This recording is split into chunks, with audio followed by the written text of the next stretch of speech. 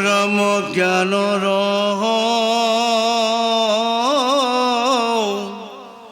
কৰ্মত কৰিয়া ভকতি হে শ্ৰেষ্ঠ আদি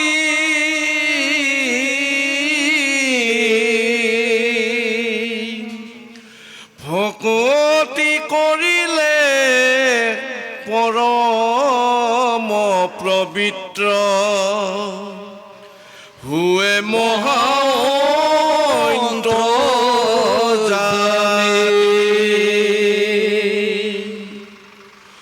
ভকতিত যত মহাগুণ আছে কোনে কহিব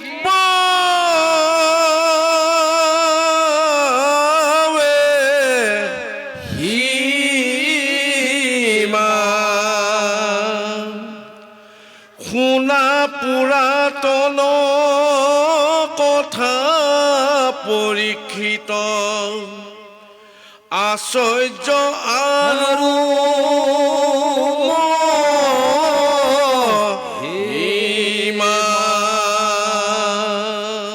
গুৰুৰে পৰীক্ষিতক কি বুলি কৈছে? হে পৰীক্ষিত যা, এইটো কৰ্মই, এইখিনি জ্ঞানে, এইটো ভকতি অতি শ্ৰেষ্ঠ। বাহ, কি ভকতি! ভকতিত দৌৰি ফুৰিছোঁ। কি ভকতি কৰিলে আমি বৈকুণ্ঠলৈ যাম? আজি ভকতি কি শ্ৰেষ্ঠ! এইটো জ্ঞানেৰে যদি ভগৱানক দৰ্শন কৰি প্ৰত্যেক সময়তে যদি ক্ষমা কৰা যায়, সেয়াই ভকতিয়ে অতি নে আতি শ্ৰেষ্ঠ।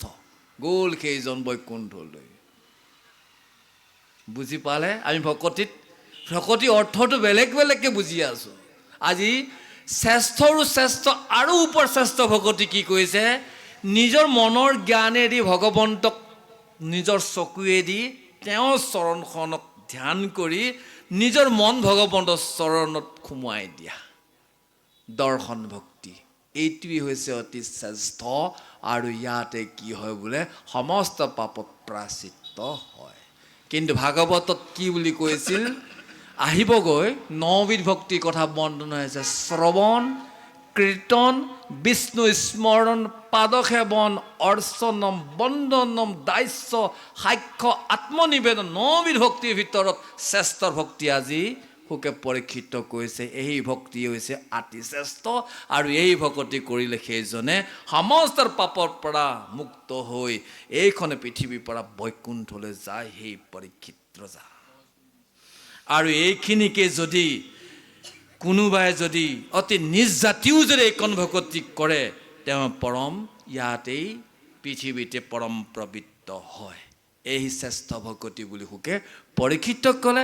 এতিয়া পৰীক্ষিত ক'লে, সেই পৰীক্ষিত শুনাচোন, তোমাক এটা অতি পুৰণাৰ কথা কওঁ। ভকতি আৰু কিন্তু মহিমা আছে, এইখিনি কৈ শেষ কৰিব নোৱাৰিম। তথাপি এটা বৰ আচৰিত পুৰণাৰ এটা কথা আছে।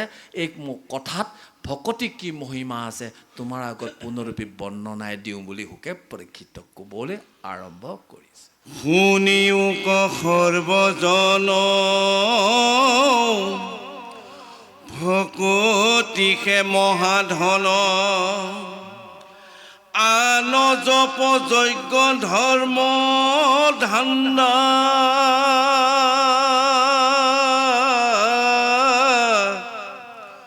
ভকতিহে নিজ মাতা ভকতিহে গতিদাতা জানি ভকতি গলে বন্ধা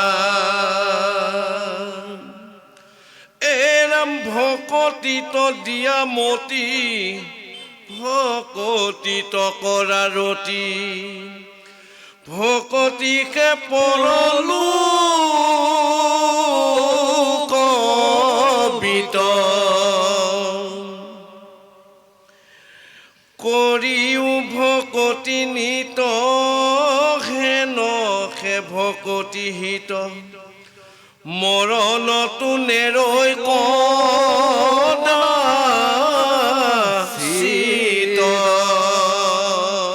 গুৰুজনাই সমস্ত সভাসদ লোকসকলক উপদেশ বাণীত কৈছে, সেই লোকসকল, ভক্তি কৰা এইটোৱে হৈছে মহা ধন। বাকী যিমান জপ আছে, যজ্ঞ আছে, ধৰ্ম আছে, এইবোৰ ধান্দা বাদ দিয়া সেই লোকসকল। এই যে ভগৱন্তক সন্মুখলৈ গৈ হেঁপাহ পলাই ভগৱন্তক চোৱা আৰু ভগৱন্তৰ ভকতসকলক ভগৱন্তৰ কথা শুনি ভকতসকলক সেৱা কৰা, এই ভকতি হৈছে সেই লোকসকল। এইকণ ভকতিয়ে সেইজন ভগৱন্ত, সেইজনে মা, সেইজনে পিতা। আৰু এইখিনি ভকতিকে যদি কৰা সেই লোকসকল, তেতিয়াহ'লে নিজৰ গতিটোক নিজেই দিব পাৰিবা। আৰু এইখিনি কথা জানি এইকণ ভকতি নিজৰ গলাতে বান্ধি লোৱা। কি গলাতে বান্ধিব দিলে? আজি যিখিনি সুখে পৰীক্ষিতক ভগৱন্তক কৰা দৰ্শন ভক্তি আৰু ভগৱন্তৰ কথাত আহি শুনি প্ৰায়চিত্ত হোৱা আৰু ভকতসকলক সেৱা কৰা, এই যদি তিনিটা ভকতি কৰি থাকিব পৰা যায়, তেতিয়াহ'লে নিজেই গতি পাবা। আৰু এই ভকতিয়ে এইখিনি কি দান হেন জানি এইখিনি গলাত বান্ধি সদায় নিজৰ মনটোক এইকণ ভকতিৰ প্ৰতি ৰমন কৰি থকা, লৈ গৈ থকা, তেতিয়াহে এইকণ ভকতিয়ে যেতিয়া এই পঞ্চভূতি দেহটো ইয়াতে ত্যাগ কৰিবা, এইখিনিয়ে বৈকুণ্ঠত গৈ কি হ'ব? তাতে ধুনীয়াকৈ থাকিব পাৰিবা। আৰু এইখিনি ভকতিকেই নিত্য দৈনিক কৰি থকা, আৰু কোনোবা দিনাখন যদি মৰণো ওচৰ চাপে, এইকণ ভকতিক কেতিয়াও নেৰিবা বুলি আমাক গুৰুজনাই উপদেশ বাণীত কৈ আছে। কৃষ্ণে হে পৰম দেৱ, কৃষ্ণক কৰিও সেৱ, কৃষ্ণত সৰ্বদা দিয়া মতি,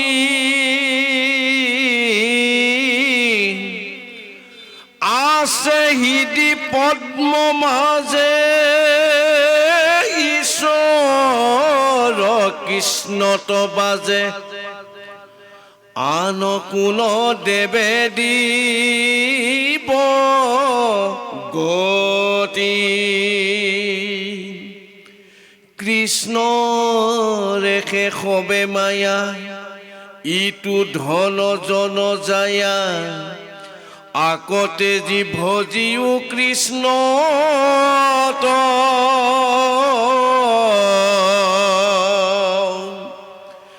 কৃষ্ণত ভকতি বিনে আন কৰ্মে কোন জনে, তৰিবে কদূৰ কলিত।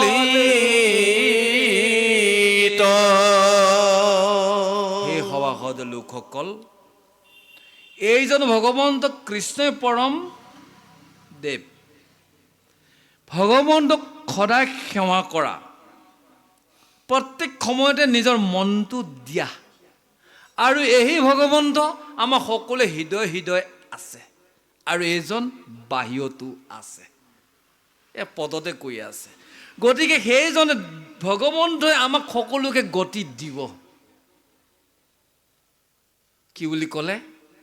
ভগৱন্ত বাহিৰতো আছে, আৰু ভগৱন্ত অংশৰূপে আমাৰ আত্মাটো সকলোৰে আছে। এইজন ভগৱন্তক নিজৰ মনটো দিয়া, এইজন ভগৱন্তক সেৱা কৰা, তেতিয়াহে ভগৱন্তই আমাক গতি দিব, বৈকুণ্ঠলৈ লৈ যাব। আৰু যিমান দেখিলে সংসাৰৰ সমস্তবোৰ ভগৱন্তৰ মায়া, টকা পইচা, ল'ৰা ছোৱালী, এইবোৰক ত্যাগ কৰি এইজন ভগৱন্তক কি কৰা? ভজা। কেনেকৈ ভজা? তেওঁক চাই সেৱা কৰা, প্ৰণিপাত কৰা, আৰু তেওঁৰ নামটোক লৈ থকা। এইকণ কৃষ্ণ কৰা এইকণ ভকতিৰ বাহিৰে আন কৰ্মই কোনো দিনাখন এইখন দুৰ্গুৰ কলিত কেতিয়াও পাৰ নকৰে বুলি গুৰুজনে আমাক উপদেশ বাণীত কৈ আছে। এতিয়া বহুতে আকৌ প্ৰশ্ন কৰে, নহয় বাৰু? শুনি পাওঁ আৰু গুৰুসকলে এইটো প্ৰশ্নটো উত্তৰটো নেচায়, কথাখিনি মন নকৰে। তেওঁলোকে কয় হৃদয়তে ভগৱান আছে, আৰু বাহিৰত আৰু ভগৱান কিয় প্ৰয়োজন? আমি পাই ফুৰিছোঁ, সেইসকল ভকতকনো কি বুলি ক'ম দেহি ঐ? এই কথাখিনি শুনিলে বুজি পাব এইজন ভগৱান হয়। গতিকে কোনোদিন সন্দেহ নকৰিব নিজৰ নিজৰ মণিকূটত থকা আজি ভগৱন্ত ইয়াৰ আছে এজন ভগৱান, আমি এইজনে সেৱা কৰিব লাগিব। সেইসকলৰ কথা যদি শুনি হৃদয়তে ভগৱান আছে এইজনে যদি নুপুজে নহয়, সেইজন বৈকুণ্ঠ নহয়, নৰকত যাব, সাৱধান। শাস্ত্ৰই বাৰে বাৰে কৈ আছে এহি ভগৱান, ভগৱন্ত স্বৰূপক সেৱা কৰিলে সাক্ষাৎ ভগৱন্তে কৃপা কৰে। এয়া যে ভগৱন্ত স্বৰূপ, এয়া ভগৱন্ত স্বৰূপ। কিন্তু ভগৱান কি ৰূপত আছে এতিয়া জানেনে বাৰু? শব্দ ব্ৰহ্মৰ ৰূপত আছে। এই ৰূপে যেতিয়া কাণে কাণে প্ৰৱেশ কৰি ভগৱন্তৰ ভিতৰত থকা সেই যিটো আত্মাৰ ৰূপে ভগৱন্ত আছে, ভগৱন্ত শব্দ ব্ৰহ্মৰ ৰূপত কি ভগৱন্ত তাত জাগৃত হৈ সেই ভগৱন্তই এই পৰমাত্মা ভগৱন্তৰ লগত মিলন হ'লে আমি পুৰুষটো আত্মাটোক সাৰ্থক কৰিব পাওঁ, আৰু তেতিয়াহে আমাক গতি দিয়ে। হেন জানি সেই লোকসকল সেইজন ভগৱন্তক ভক্তি কৰা বুলি গুৰুজনে আমাক উপদেশ বাণীত কৈ আছে। শুনিও ক সাধুজন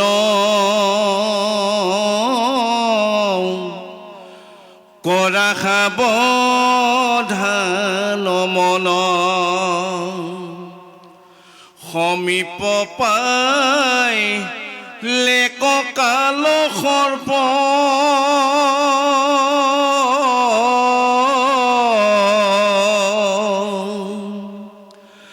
ইটো আয়ু ব্যৰ্থেন মিলে, ভাঙি বেকৱে কটিলে, ইসব বিষয় মহাদৰ্প,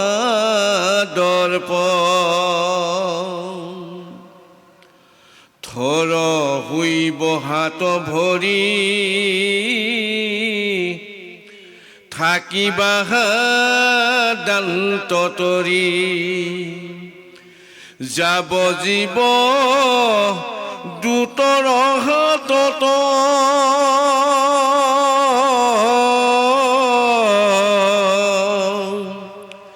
ইসব অৱস্থা কেনে, সদায়ে নপৰে মনে, এভু নাহি চেতন গাঁৱত।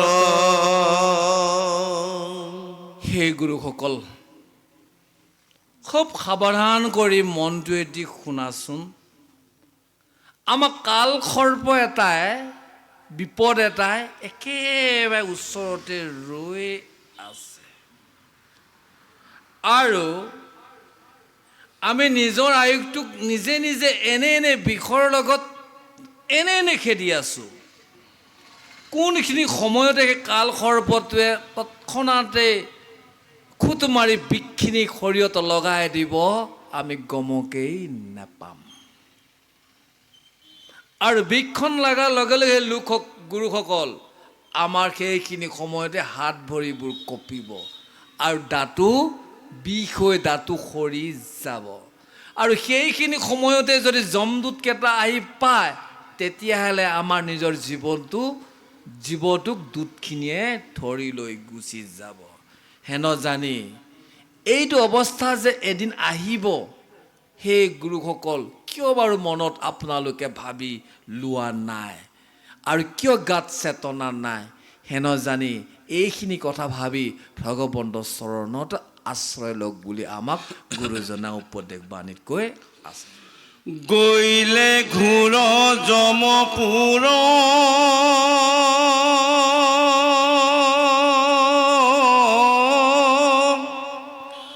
হবে বুদ্ধি হবে চুৰ, লোহাৰ ডাংগৰ কোব পাই,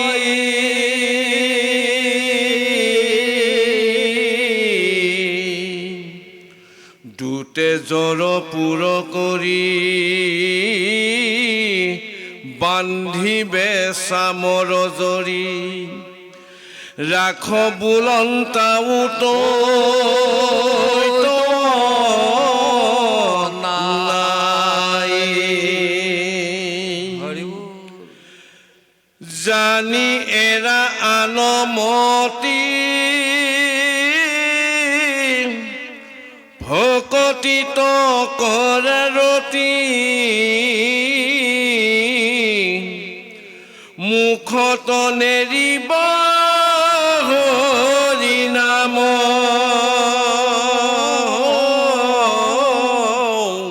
সকলোৱে কেনে আশা বাট চাই তো আয়ো ব্যৰ্থ যাই নিৰন্তৰে বোলা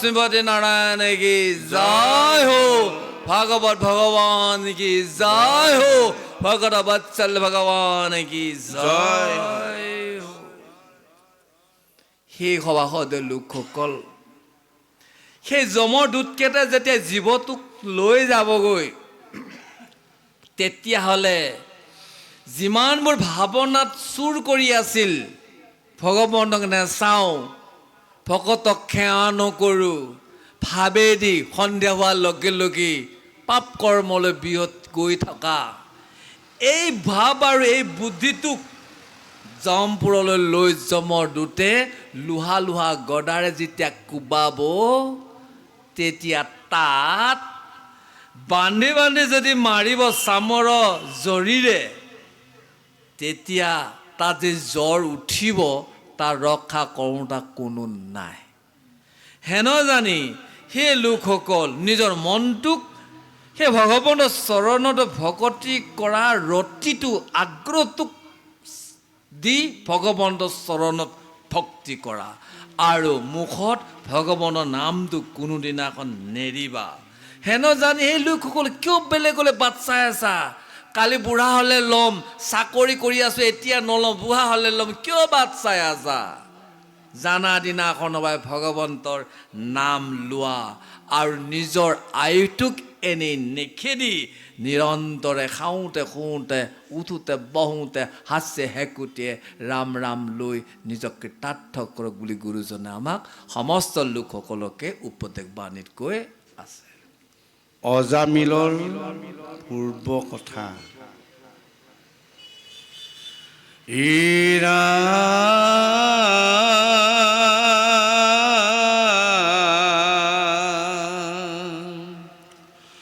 ফুকনি গদতি ৰাজা চিত্ত কৰা স্থিৰ আশ্চৰ্য মহিমা কিনো হৰি ভকতিৰ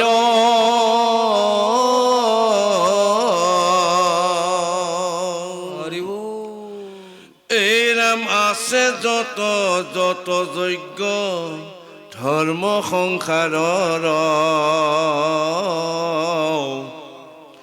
জানিবাহা সবে হৰি নামৰ কিংকৰ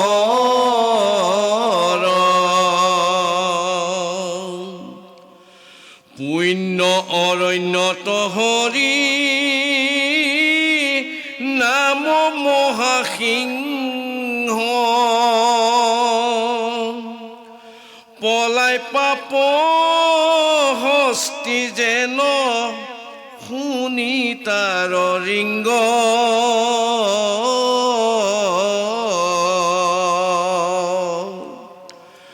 এৰাম হৰি নামে খেদাৱে পাপৰ পুৰি নাই কৃষ্ণ বিমুখত সবে হৱে কথা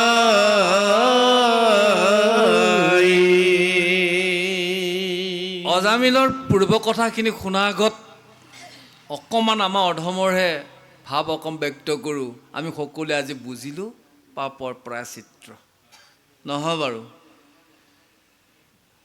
আমি কথাখিনিলৈ এতিয়া এৰিছোঁ আৰু পাপ হৈ আছে কেনেদৰে প্ৰায়চিত্ৰ হোৱা পোকে পৰীক্ষিতক সুন্দৰদৰে বৰ্ণন কৰিল আমি সেইখিনিত লৈ যদি চলিব পাৰোঁ গুৰুসকল আই মাতৃসকল চিন্তা নকৰিব বৈকুণ্ঠত যাবই পাৰিব এই যি কথাখিনি আগমুহূৰ্তত ওলাই গ'ল, তাক বিশ্বাস ৰাখি মানি চলক, কৃপা পাব।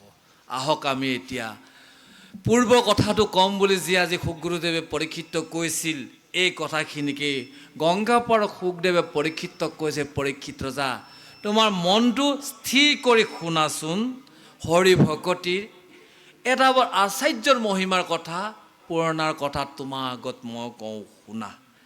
আৰু এইখন সংসাৰত যিমানবোৰ ধৰ্মৰ যিমানবোৰ যজ্ঞ আছে, সেই ভগৱন্তৰ নামটি হৈছে সমস্তবোৰ দাস, তাৰ সমান আৰু একো নাই।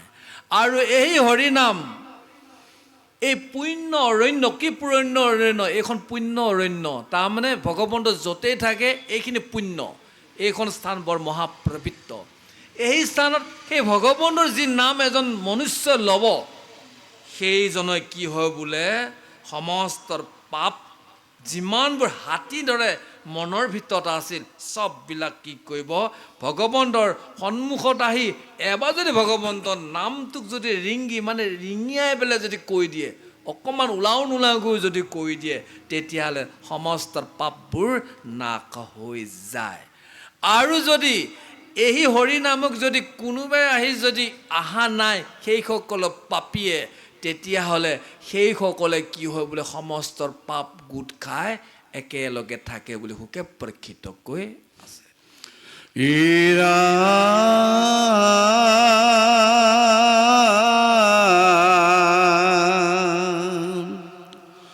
পৰম পাতকী যিটো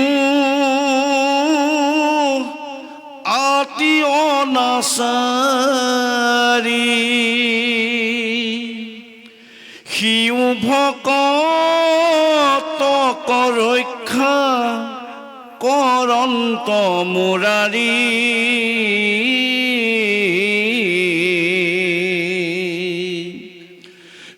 ৰাম চতুৰ্ভুজ ৰূপে পাৱে বৈকুণ্ঠ নগৰ, আশ্চৰ্য মহিমা কিনো হৰিৰ নামৰ,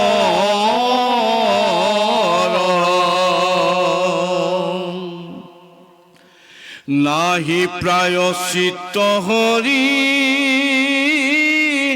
নামৰ সমান, শুনা পূৰ্ব কথা অজা মিল উপাখ্যান,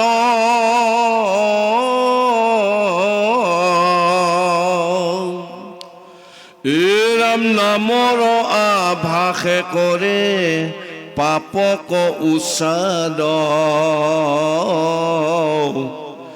শুনা বিষ্ণু দূত যম দূতৰ সম্বাদ।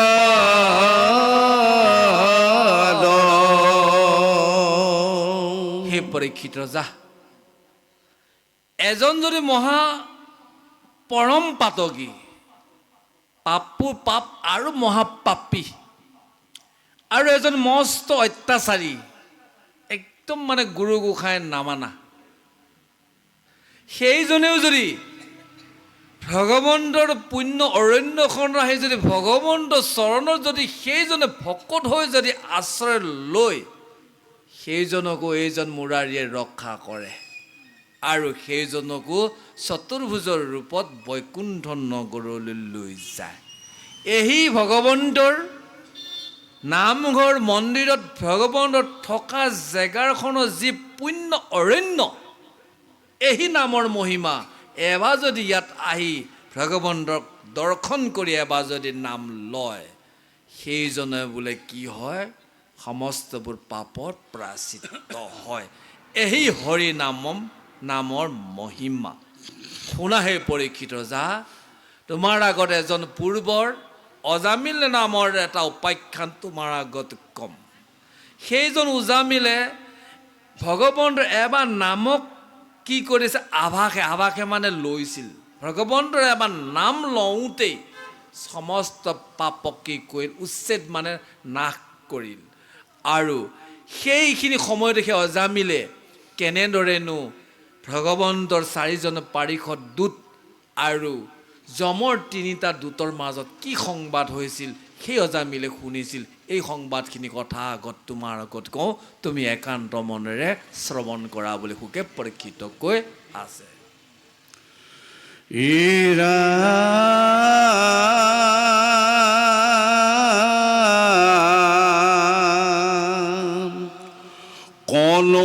কনৌজপুৰতৱে ব্ৰাহ্মণ আছিল, আতি অনাচাৰ দ্বিজ নাম অজামিল।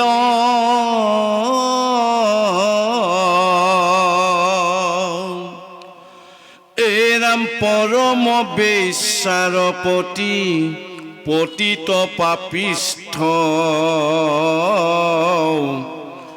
কৰিলে মহন্তক অনেক অনিষ্ট।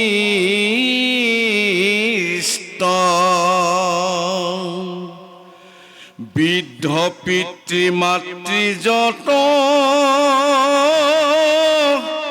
তেজিলে ভাৰ্যাক, সকল সৰ্বস্ব দিয়া ভজিলে বেশ্যাক।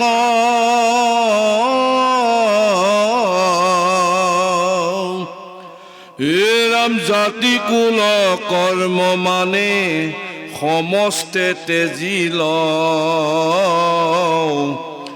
বেশ্যাৰ গৰ্ভত দশ পুত্ৰ উপজিল।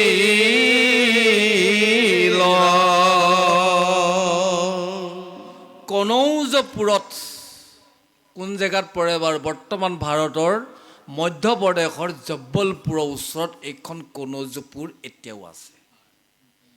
জব্বলপুৰ আমি অধমেও কোন চনত আছিলোঁ জানো, গৈছিলোঁ তাত।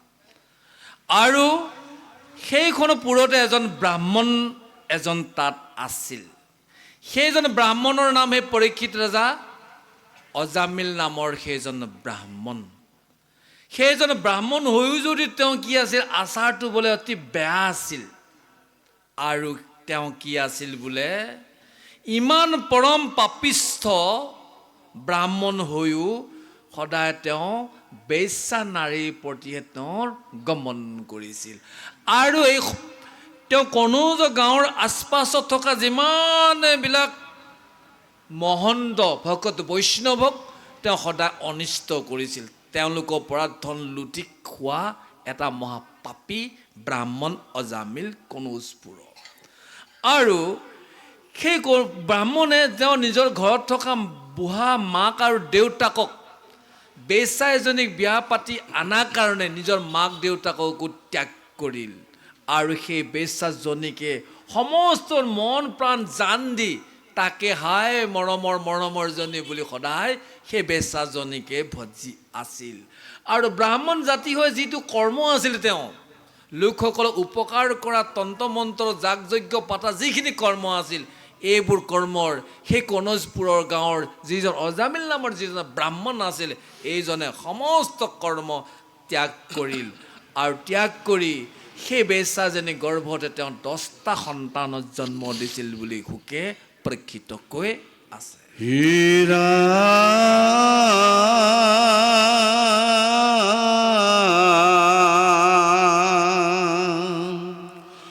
কনিষ্ঠ পুত্ৰৰ থৈলা নাৰায়ণ নাম, ভাৰ্যপুত্ৰ পুষিবাৰ মাত্ৰ কৰে কাম।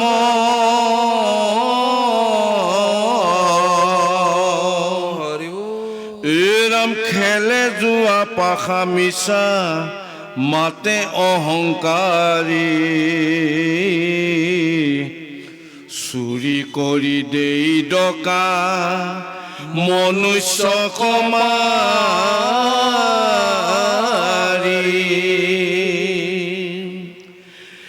স্ত্ৰীবধ ৰাজবধ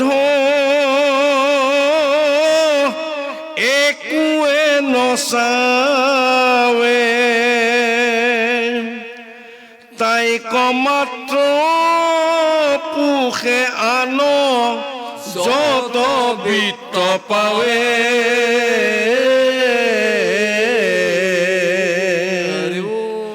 এৰাম যিদিনা নপাৱে ধন বেশ্যা পাৰে গালি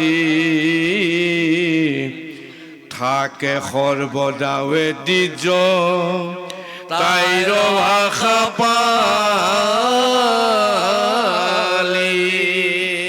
হে পৰীক্ষিত ৰজা সেই অজামিলৰ অতি মৰমৰ বেশ্যা ভাৰ্যাৰ 10টা সন্তান জন্ম হোৱাৰ 10 নম্বৰ ল'ৰাটোক নাৰায়ণ নাম থলে আৰু সেই অজামিল ব্ৰাহ্মণে তেওঁ ভাৰ্যাৰ মনৰ আশা পূৰণ কৰিবৰ কাৰণে ক'ৰবাত জুৱাও খেলে ক'ৰবাত মিছাও মাতে কাৰোবাক আকৌ অহংকাৰো কৰে আনকি তেওঁ বোলে কাৰোবাৰ মাইকী মানুহক মাৰি মাইকী মানুহ চেণ্ডেল আনিবলৈ কুণ্ঠাবোধ নকৰে লাগে মানুহজনীক মাৰিয়ে দিব তথাপিতো তেওঁক ধন লাগে আৰু কৈছে কোনোবা ৰজাক যদি বধ কৰিও যদি ধন লাগে ৰজাটোকো বধ কৰিও তাৰ পৰা খালী মাথো যিমান পায় টকা পইচা আনি সেই বেশ্যাজনীক সদায় আহি দি পোহপাল দিয়ে কেনেবাকৈ যদি কোনোবা দিনা এখন কাৰো পৰা যে চেণ্ডেল টানিবও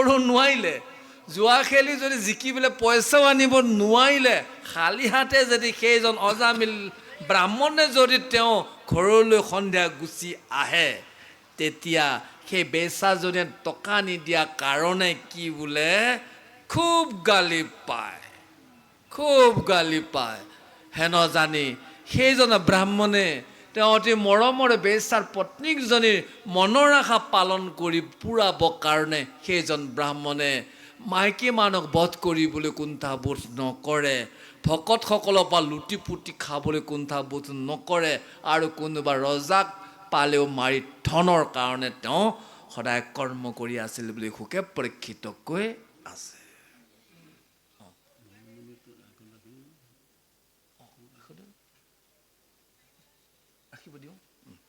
বাৰু যা হওক অকণমান আজি 15 মিনিটমানৰ আগত বিৰাম দিবলগীয়া হৈছোঁ আমাৰ আচাৰ্য প্ৰভুৰ নিবেদন আছে ক'ৰবাত আছে বোলে সেইকাৰণে আমি 2টা পদৰ পিছতেই আজি ভগৱন্তৰ কথা ইয়াতে বিৰাম হ'ব বুলি ঘোষণা কৰা হ'ল কৃষ্ণ এৰা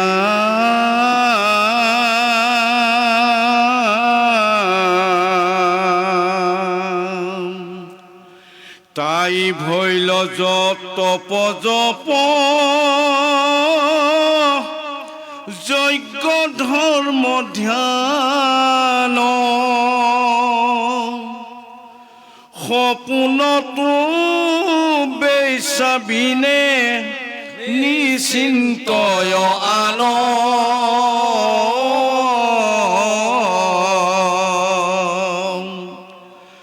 এৰাম হেন পাপ নাছিল দ্বিজত নিসিজিল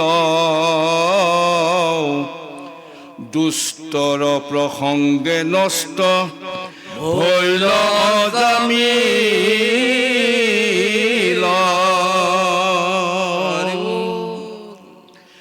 জাতিত ব্ৰাহ্মণ সিটো কৰ্মত চাণ্ডাল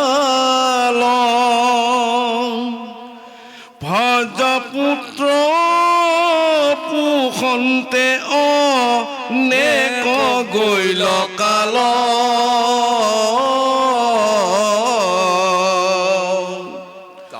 এৰাম ভৈল অষ্টাধিক আশী বৰিষ প্ৰমাণ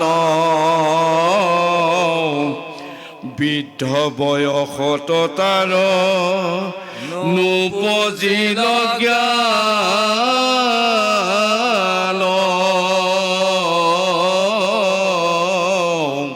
কৃষ্ণ শংকৰ গুৰু হৰি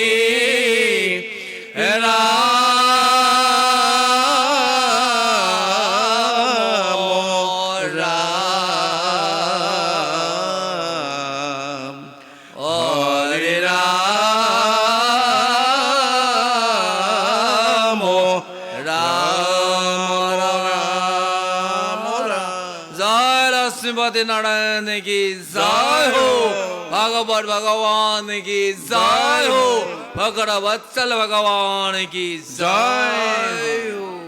হে পৰীক্ষিত ৰজা, সেই যে নিজৰ বেশ্যাজনীক ভাইজাক অতি আনন্দিত দিবৰ কাৰণে সেইজন ব্ৰাহ্মণ অজামিলৰ সেয়াই হৈছে তপ, সেয়া হৈছে জপ, সেয়াই যজ্ঞ, এয়াই ধৰ্ম। খালি ধ্যান দিয়ে কেনেদৰে মোৰ মৰমৰ মানুহগৰাকীক টকা দি শান্তি দিব পাৰোঁ। আৰু সপোনতো বোলে প্ৰত্যেক সময়তে নিজৰ সেই বেচা ভাৰ্যাজনীকে চিন্তা কৰি আছিল এইজন ব্ৰাহ্মণ অজামিলৰ। আৰু সেইকাৰণে সেইজন ব্ৰাহ্মণেনো কি পাপ কৰা নাছিল? সমস্ত পাপ কাম কৰিছিল একমাত্ৰ দুষ্টৰ লগত থকা কাৰণে তেওঁ ব্ৰাহ্মণ জাতিৰ সমস্তবোৰ নষ্ট হৈ একমাত্ৰ চাণ্ডালৰ দৰেহে কৰ্ম কৰি থাকি ভাৰ্যা পুত্ৰক লালন পালন কৰোঁতে সময়ে গৈ গৈ সেইজন অজামিলৰ বোলে বয়স কিমান বছৰ হ'লগৈ? 88 বছৰৰ বয়স হ'ল। আৰু সেইখিনি সময়ত বুঢ়া হ'ল যদিও সেই পৰীক্ষিত যা সেইজন অজামিলৰ ভগৱন্তক যে ভক্তি কৰিব লাগে এইকণ জ্ঞান একেবাৰে মনলৈ নাহিল। কিয়নো দুষ্ট সংগৰ লগত লগ লাগি থকাৰ কাৰণে অকণমানো জ্ঞান নাহিল বুলি সুখে পৰীক্ষিত কৈ আছে। অৰ্থাৎ আমি যদি চাওঁ, আমাৰো যদি আজি ভক্তি কৰিছোঁ, কালি যদি দুষ্ট সংগৰ লগ পাওঁ তেতিয়াহ'লে আমাৰো সেই দশা হ'ব হেন জানি ভগৱন্ত যেনে বিমুখ কোনোদিন নহয়। ভগৱন্তক সদায় খাওঁতে শুওঁতে নাম লোৱা বাহিৰেও নিজৰ নয়নেদি নিজৰ ঘৰৰ ভিতৰত থকা সেইজন ভগৱন্তক খুব চাওক, খুব দৰ্শন কৰক। একো নালাগে নীতি নিয়ম, দূৰৰ পৰাই প্ৰণিপাত কৰি থাকক, চেণ্ডেল থাকক, জোতা থাকক, একো নাথাকক, চাওক আৰু চাওক আৰু নিজৰ পাপৰ অনাশা হৈ থকা প্ৰায়শ্চিত্ত কৰক। এই মংগলময় হয় বুলি আজি সুখে পৰীক্ষিত কৈ আছে।